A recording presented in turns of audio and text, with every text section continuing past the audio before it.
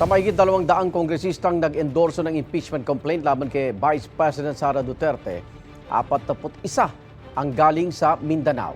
Isa sa kanila mula sa Davao Region na kilalang baluarte ng mga Duterte.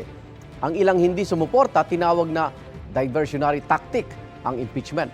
Live mula sa Davao City, may unang balita si Argil Relator ng GMA Regional TV. Argil.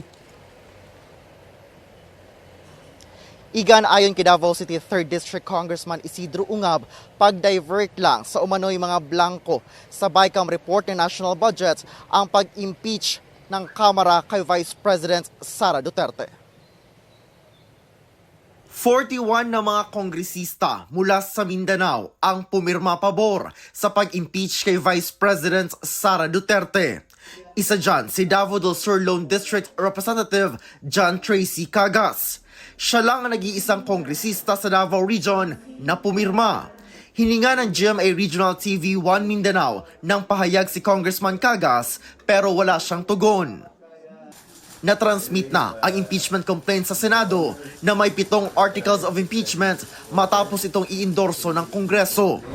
Ang naturang hakbang, ikinadismaya ng mga Davaoenyong aming nakausap.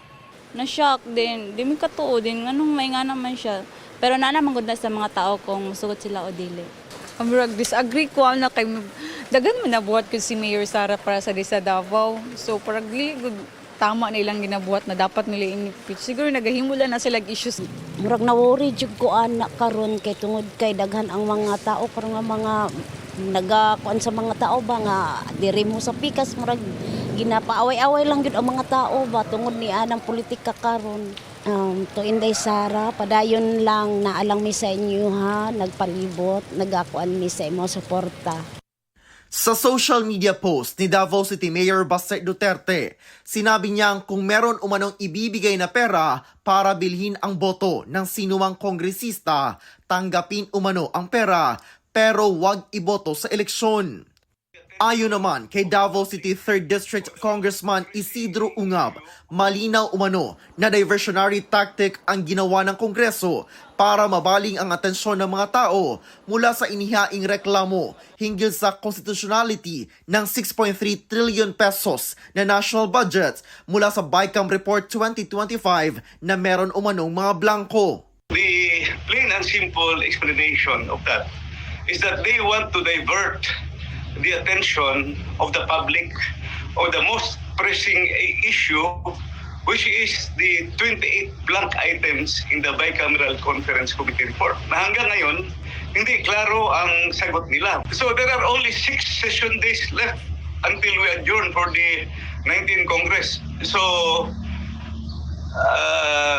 let's be practical. Malabo na talaga yan, ma-take up. At alam nila yan.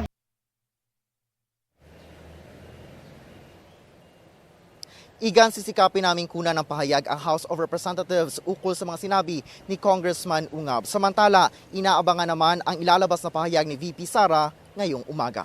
Igan? Maraming salamat Argil Relator ng GMA Regional TV.